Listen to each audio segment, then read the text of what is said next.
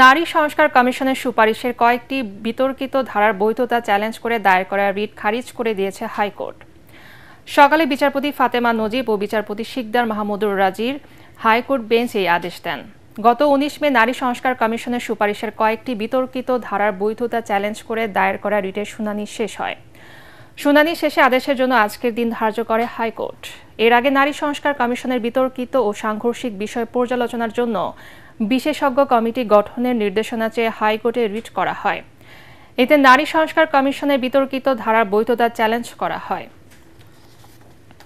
ওয়ালটন আবারও মিলিয়নিয়ার অফারে ওয়ালটন ফ্রিজ কিনে আপনিও হয়ে যেতে পারেন মিলিয়নিয়ার। ৭১-এ মানবতা বিরোধী অপরাধের মামলায় মৃত্যুদণ্ডাদেশের বিরুদ্ধে জামাত নেতা এটিএম আজহারুল ইসলামের আপিলের উপর রায় আগামীকাল। প্রধান বিচারপতি ডক্টর সৈয়দ রেফাত আহমেদের নেতৃত্বাধীন ৭ সদস্যের বেঞ্চ এই রায় ঘোষণা করবেন। ৭১-এর মহান মুক্তিযুদ্ধের সময় সংগঠিত হত্যা, গণহত্যা, অগ্নি সংযোগসহ মানবতা বিরোধী অপরাধের মামলায় মৃত্যুদণ্ডাদেশের বিরুদ্ধে জামাত নেতা এটিএম আজহারুল ইসলামের আপিলের উপর শুনানি শেষ হয়।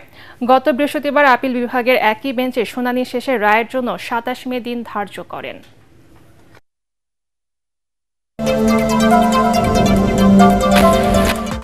দাবি পূরণের আশ্বাসে কর্মবিরতি স্থগিত করেছে এনবিআর সংস্কার ঐক্য পরিষদ। রাতে সরকারের উচ্চ পর্যায়ের সঙ্গে দীর্ঘ আলোচনার পর এই সিদ্ধান্ত জানায় কর্মচারীদের এই সংগঠনটি। আলোচনায় সরকারের পক্ষ থেকে জাতীয় রাজস্ব বোর্ড বিলুপ্তির অধ্যাদেশটি সংশোধনের আশ্বাস দেওয়া হয়। জানানো হয় আগামী ৩১ জুলাইয়ের মধ্যে অধ্যাদেশটি সংশোধন করে এনবিআরকে অর্থ মন্ত্রণালয়ের অধীনে একটি স্বতন্ত্র ও বিশেষায়িত বিভাগে রূপান্তর করা হবে। এদিকে জাতীয় রাজস্ব ঐক্য পরিষদের নেতারা জানিয়েছেন, সরকারের লিখিত আশ্বাস ও আলোচনার অগ্রগতির ভিত্তিতে কর্মবিরতি কর্মসূচি স্থগিত করা হয়েছে। একই সঙ্গে অংশীজনদের সম্মতিতে একটি টেকসই কাঠামো গঠনের প্রত্যাশাও ব্যক্ত করেছেন তারা। সরকারি নীতি সহায়তা ও নিয়মিত বাজেট বরাদ্দ পেলে শুধু সিএমএসএমই খাতেই বছরে ৭৮ লাখ মানুষের কর্মসংস্থান সম্ভব। পাশাপাশি বেকারত্ব কমাতে ঢাকার বাইরে নতুন নতুন উদ্যোগ প্রতিষ্ঠায় সরকারের কার্যকর নীতিমালা বাস্তবায়ন চান বিশ্লেষকরা। বাজেটকে সামনে রেখে সহজ শর্তে কম সুদে ঋণ চান সিএমএসএমই খাতের উদ্যোক্তারা। শরফুল আলমের রিপোর্ট। শাফাত কাদির ২০১৮ সালে ৫ বন্ধু মিলে ৫ লাখ টাকা বিনিয়োগে গড়ে তোলেন ইন্টেরিয়র ডিজাইন আর দেশের ব্র্যান্ডিংয়ের ঐতিহাসিক স্থাপনার ছোট ছোট প্রতিরূপের নানা সামগ্রী। একজন কর্মচারী নিয়ে তাদের উদ্যোগ হাতবাক্সের এখন কর্মী সংখ্যা ১০০-এর বেশি। দেশের ব্র্যান্ডিং, ঐতিহাসিক স্থাপনার ছোট প্রতিরূপ তৈরি হচ্ছে তাদের কারখানায়। Miniature replica, fridge magnet replica, photo frame, card holder, calendar সহ ২০ বিভাগে ২০০ ধরনের পণ্য স্থানীয় বাজারে চাহিদা মিটিয়ে যাচ্ছে ইউরোপ, আমেরিকা, অস্ট্রেলিয়ায়। বছরে এখন ৬ থেকে ৭ কোটি টাকার এসব পণ্য বিক্রি হচ্ছে। নেক্সট 5 বছরে ইচ্ছা এটা অ্যাটলিস্ট ৩০০+ এমপ্লয়ি হয়। এবং আমি যেটা মনে করি যে উদ্যোক্তা লক্ষ্যটা থাকা উচিত যে যত বেশি এমপ্লয়মেন্ট সৃষ্টি করা যায়। বাজেট আসতেছে, এসএমইর জন্য একটু সেপারেটভাবে চিন্তা করা, কারণ দেখেন ১৬% বা ১৭% ইন্টারেস্ট রেট দিয়ে আসলে ব্যবসা বড় করা যায় না। ২০২৪ সালের অর্থনৈতিক সমীক্ষা বলছে দেশে এসএমই ব্যবসা প্রতিষ্ঠানের সংখ্যা প্রায় ১০০ কোটি। জিডিপিতে এই শিল্পের অবদান প্রায় ৩০%। ২০১৩ সালের সমীক্ষায় এই খাতে ২ কোটিরও বেশি কর্মসংস্থানের কথা বলা হলেও ২০২৪ সালের সমীক্ষায় তা প্রায় ২.৫ কোটি। আর মোট শিল্প প্রতিষ্ঠানের মধ্যে ৯৯ ভাগই রয়েছে এসএমই খাতের দখলে। তবে সিএসএমই খাতের ৭০% প্রতিষ্ঠানেই ঢাকার বাইরে। এই খাতের উন্নয়নে সরকার এসএমই নীতিমালা ২০১৯ বা এসএমই ফাউন্ডেশনের অনুকূলে নিয়মিত কোনো বাজেট বরাদ্দ না থাকায় সরকারের সেবার বাইরে থাকছেন অধিকাংশ উদ্যোক্তা।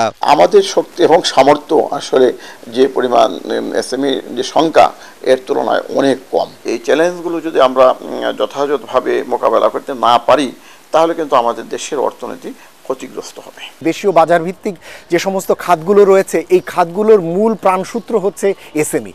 এসএমইর অবদানটি আমাদের অর্থনীতির জন্য বড়, কিন্তু দুর্ভাগ্যবশত তার রাজনৈতিক অবস্থানের কারণে এবং রপ্তানিমুখী খাতের সাথে তার দুর্বল সংযোগের কারণে তারা এখন পর্যন্ত জাতীয়ভাবে সেইভাবে স্বীকৃতি পায়নি। সিএসএমই খাতের সম্প্রসারণে কর্পোরেট সাপ্লাই চেইন প্রতিষ্ঠানগুলোকে এগিয়ে আসার পরামর্শ দিয়েছেন বিশ্লেষকরা।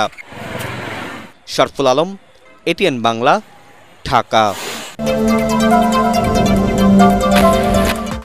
আন্তর্জাতিক ফিলিস্তিনের অবরুদ্ধ গাজা ভূখণ্ডে একটি স্কুলে ইসরায়েলি বোমা হামলায় রেড ক্রস কর্মী এবং সাংবাদিক সহ অন্তত ১৯ জন নিহত হয়েছে।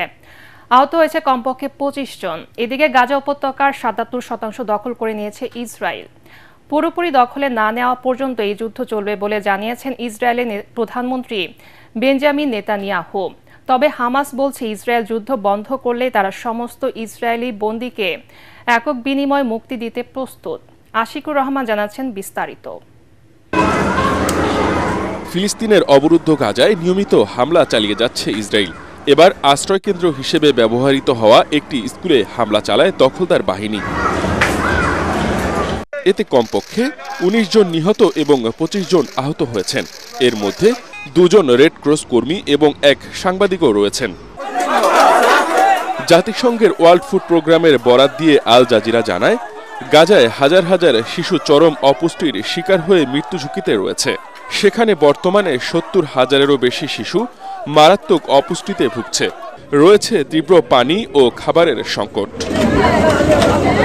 এদিকে গাজায় বোমাবর্ষণ ও স্থল অভিযান আরও বাড়িয়েছে দখলদার ইসরায়েল। এরই মধ্যে অবরুদ্ধ গাজা উপত্যকায় ৭৭% দখল করে নিয়েছে তারা। এছাড়া গাজা ভূখণ্ড পুরোপুরি দখলে না নেওয়া পর্যন্ত যুদ্ধ চলবে বলে জানিয়েছেন ইসরায়েলের প্রধানমন্ত্রী বেঞ্জামিন নেতানিয়াহু। আমরা জানি গাজায় এখনো অন্তত ২০ জন ইসরায়েলি বন্দী জীবিত রয়েছে এবং আরো প্রায় ৩৮ জন সম্ভবত নিহত হয়েছেন। কিন্তু শুধুমাত্র বন্দীদের উদ্ধারে স্বল্প সময়ের জন্য যুদ্ধবিরতি বিবেচনায় আনা যেতে পারে। অন্যদিকে গাজাভিত্তিক স্বাধীনতাকামী সশস্ত্র গোষ্ঠী হামাস জানিয়েছে, যদি ইসরায়েল স্থায়ী যুদ্ধবিরতিতে যায় এবং ফিলিস্তিনি বন্দীদের মুক্তি দেয়, তাহলে সমস্ত ইসরায়েলি বন্দীকে একক বিনিময়ে মুক্তি দিতে প্রস্তুত তারা। কিন্তু নেতানিয়াহু এই শর্ত পুরোপুরি প্রত্যাখ্যান করেছেন। আশিকুর রহমান, এটিএন বাংলা।